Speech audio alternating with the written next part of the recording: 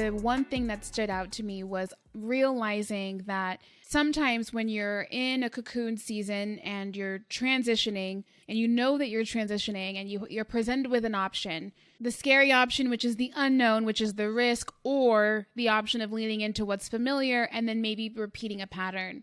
And you said, I had to tune out the noise of people that I knew wouldn't be able to see the things the way I could see them, or the vision that you have, or the dream that you have, or tune out the people who would project their fears onto you. I've definitely been in situations where I'm like, hey, I want to start this. Hey, I'm thinking about this. And I feel like I have a better measurement for what feels like a projection of somebody versus what feels like a legitimate, hey, be mindful of X, Y, and Z.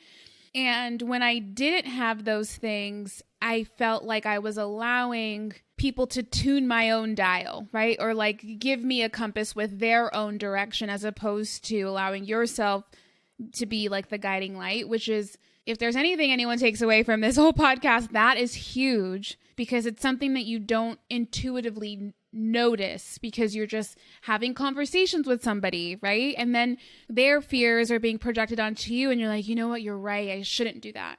But it's like, not, Yes. that's a them thing. It's not even you. Amazing. And I am an Enneagram 9.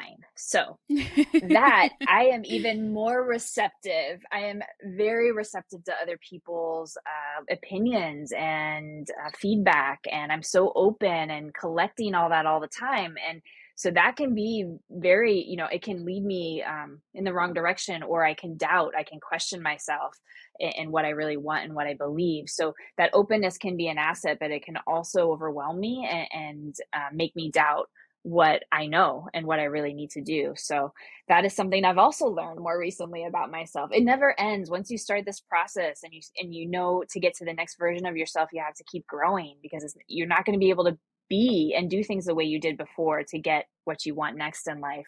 So now I've gone, even further with that process. I do astrology. I, work on coaching and mentorship, community. There's so many modalities of meditation, manifesting work, because all of it's needed and beneficial. Journaling, and I use them in different ways at different times when I need them, because it doesn't end. Yeah. Because now I'm in another level and I have to keep going.